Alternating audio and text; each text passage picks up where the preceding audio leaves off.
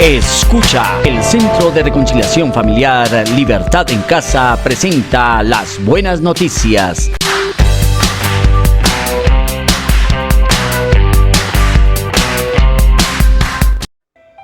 Bienvenidos a esta entrega de las buenas noticias. Esta serie de la ley de la montaña ha sido bastante edificante hasta ahora, y también debo confesar que ha sido difícil de lograr. Es que enfrentar una ley tradicional que estableció la cultura religiosa de toda la sociedad versus el mensaje reconciliador de Jesús, que confronta el terror del castigo con la gracia y establece la necesidad de morir a nuestro yo para permitir que sea Él viviendo en cada uno mediante su espíritu, transformando la manera de vivir, ya no desde la naturaleza de nuestra humanidad, sino desde la gracia de su ley, es bastante difícil desde el análisis humano y tiene también grandes obstáculos desde la esfera espiritual que afecta. Es que es más fácil desintegrar un átomo que un prejuicio, dijo el científico Albert Einstein. Y en verdad, lo que debemos comprender es la dificultad de cambiar las ideas preconcebidas y los prejuicios arraigados en la sociedad mediante la educación, la tradición y la religión por el gobierno de Dios, porque éste penetre con su propia cultura en nuestra mente y desarraigue los pensamientos que controlan nuestro comportamiento, y así dejar que sea la gracia transformadora la que cambie nuestra manera de vivir. No imiten las conductas ni las costumbres de este mundo, escribió el apóstol Pablo. Más bien dejen que Dios los transforme en personas nuevas al cambiarle la manera de pensar. Entonces aprenderán a conocer la voluntad de Dios para ustedes, la cual es buena, agradable y perfecta. Romanos 12:2. Este versículo, que ha sido el caballo de batalla de todas las series de las buenas noticias, nos hace reflexionar sobre la manera que enfrentamos las diversas temporadas de la vida y que puede dirigirnos a actuar con sabiduría, porque es necesario desaprender, sacar los prejuicios y preconceptos y cambiarlos por la nueva ley que reemplaza el terror del castigo por la gracia de la verdad libertadora. Un concepto que el Mesías aclaró diciendo que es necesario nacer de nuevo. Juan 3:3. Él dijo: el ser humano solo puede reproducir la vida humana, pero la vida espiritual nace del Espíritu Santo. Así que no te sorprendas cuando digo: tienen que nacer de nuevo. Evangelio de Juan 3:6-7. Así que toda la ley de la religión implementada por Moisés para lograr obedecer el decálogo de Dios escrito en el monte Sinaí desde la oscuridad, los truenos y el miedo, fue transformada por Jesús al enseñar otra manera de vivir desde la libertad de la verdad, pero sujetos a su autoridad. Así que podemos decir que la ley religiosa fue abolida por introducir la ley de la libertad, que también es la ley de Dios. Lo que trato de decir es que el mundo fue habitado por dos pueblos, cada uno de los cuales ha establecido una manera de vivir, una ley que obedecer y un reino al que pertenecer. Uno son los descendientes de la mujer creada a imagen de Dios, y los otros los descendientes de la serpiente, que son los hijos del diablo. Dios le dijo al diablo: pondré enemistad entre ti y la mujer, y entre tu descendencia y la descendencia de ella. Sus descendientes te herirán la cabeza, y tú les herirás el talón. Génesis 3:15. Así que hay dos descendencias, los de la mujer y los del diablo. Pero vamos a lo real y a lo natural, y no a lo intelectual y lo imaginario. No hay ningún ser humano que no haya nacido de una mujer. Cuando el nombre Isha, que significa varona, porque del varón fue tomada, es cambiado a Eva, que significa madre de todos los vivientes, se establece que todos los seres humanos tienen la naturaleza caída de Eva y heredan el pecado de Adán. Así que todos los nacidos desde Caín hasta hoy tienen la marca del pecado y el gobierno del diablo en su naturaleza humana. Entonces Dios nos muestra su favor estableciendo un pacto que involucra promesas, condiciones y tiempo, y que hace que quienes entren en ese pacto alcancen su favor y mediante sus promesas logren la vida que Él ofrece. Lo que vengo diciendo es que sobre la tierra ha existido solo la descendencia del pecado. Todos los nacidos de mujer son nacidos del pecado, no por las relaciones sexuales como algunos quieren hacerlo entender, sino por la desobediencia que entró en el ser humano y lo desconectó de la vida en el espíritu. Antes, ustedes estaban muertos a causa de su desobediencia y sus muchos pecados, escribe el apóstol Pablo. Vivían en pecado igual que el resto de la gente, obedeciendo al diablo, el líder de los poderes del mundo invisible, quien es el espíritu que actúa en el corazón de los que se niegan a obedecer a Dios. Todos vivíamos así en el pasado, siguiendo los deseos de nuestras pasiones y la inclinación de nuestra naturaleza pecaminosa. Por nuestra propia naturaleza éramos objeto del enojo de Dios, igual que todos los demás. Carta a los Efesios 2, del 1 al 3. Así que todos los nacidos de mujer, pero concebidos por el semen de un varón, heredamos el pecado de Adán y por esto la muerte. Hasta que María, la madre de nuestro Salvador, quien sin el ADN de Adán concibió y dio a luz un hijo que restaura a Ish, que significa varón, y a Isha, que significa varona, que son la identidad de los hijos de Dios puestos en el Edén, antes de la nefasta intervención del diablo. Te digo la verdad, dijo el Señor, nadie puede entrar en el reino de Dios si no nace de agua y del Espíritu. Juan 3:5. Aquí Yeshua involucra un nuevo elemento en la vida humana, el Espíritu. Así los nacidos de mujer, pero que nacen de nuevo del agua, que significa la purificación mediante la palabra de Dios que lleva al arrepentimiento, que es el cambio de la manera de pensar y de vivir, y del Espíritu, que es la vida que se sujeta al gobierno de Dios, quien lo dio, serán los descendientes de Isha, a quien Dios colocó como enemigos de Satanás. Y sus descendientes son todos los que nacen de mujer, pero no se sujetan al gobierno de Dios. En palabras más sencillas, solo los que por la fe se rinden al gobierno de Dios entran en el reino de los cielos, renunciando a su propia vida y dejando que sea Cristo quien viva a través de ellos. Por esto, esta relación entre los seres humanos y Dios es un pacto como el matrimonial, donde cada uno muere a su individualidad y forman un solo ser. De los dos pueblos forma uno solo, abriendo el reino de los cielos a todos los que renuncien al pecado y vivan según la dirección del Espíritu Santo que habita en ellos. Esto se logra cuando entramos en pacto con Dios mediante el pacto sellado con la sangre de Cristo. Es en este contexto que el dedo de Dios en el Sinaí escribió: no cometerás adulterio. Éxodo 20:14. Es la palabra hebrea naaf, que significa apostatar o adulterar.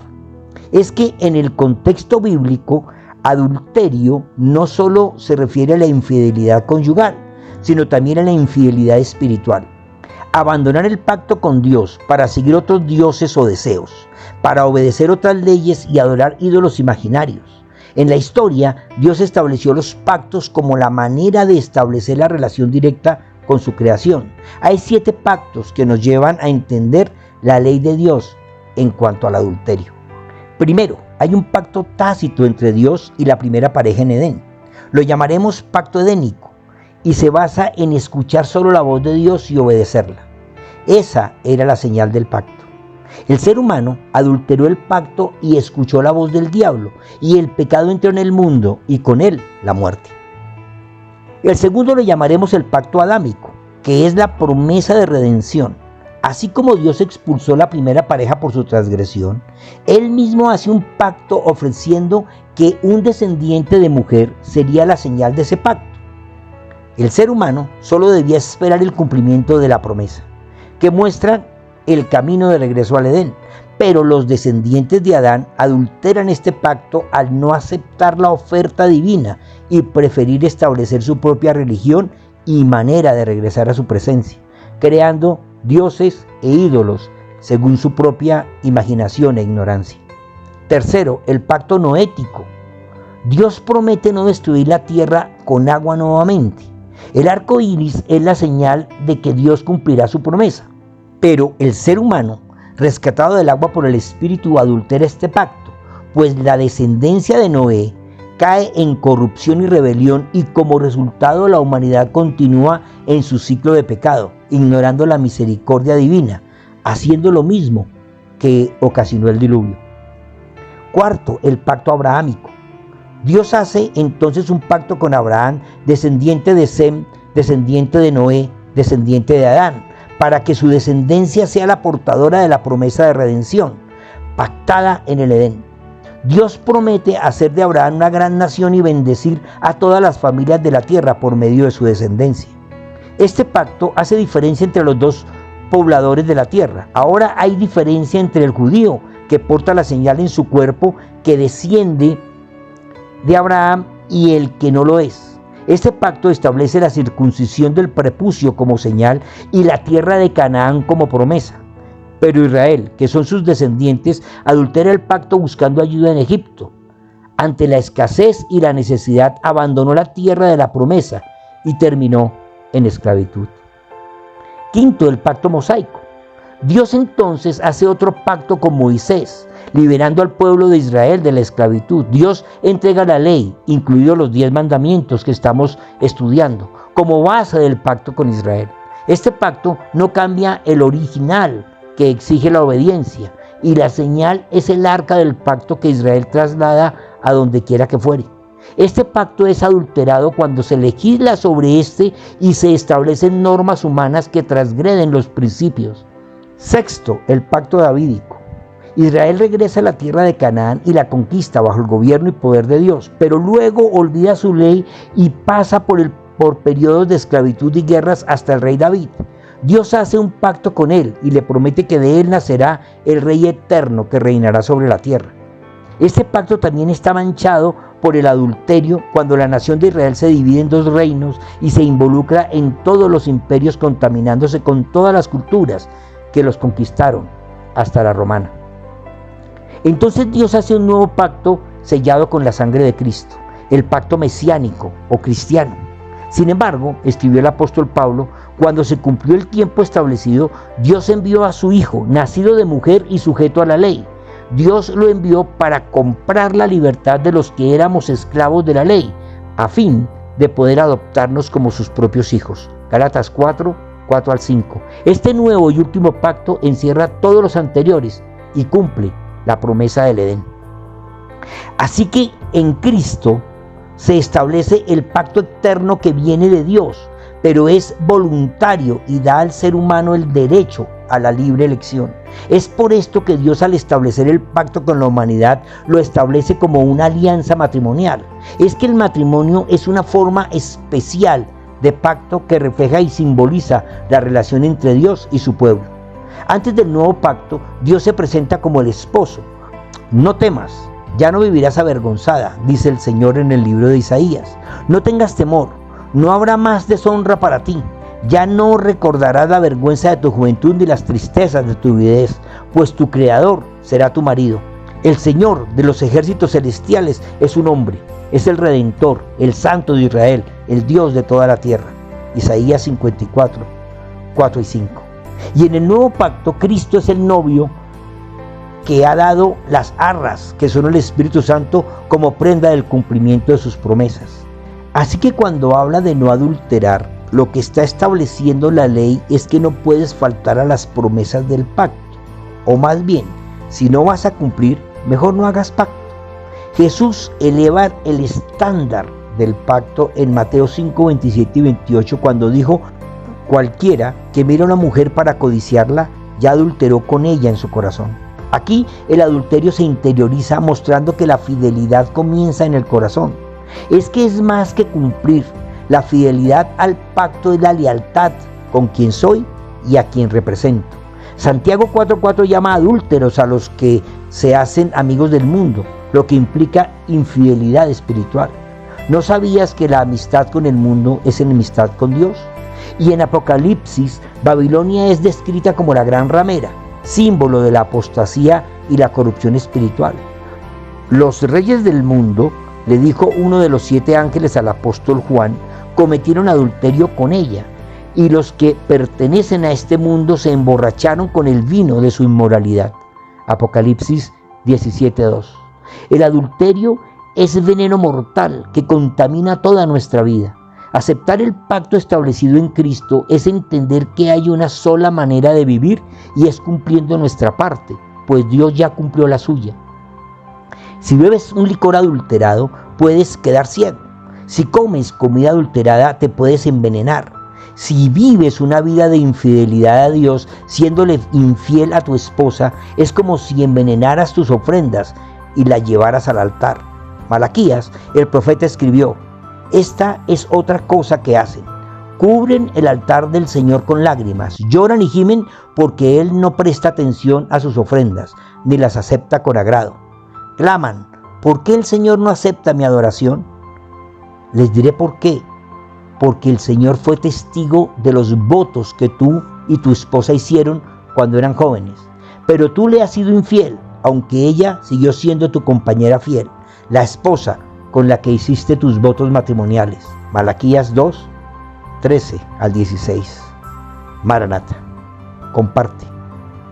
Alguien que conoces necesita escuchar. Las buenas noticias son una producción de la Fundación Centro de Reconciliación Familiar Libertad en Casa.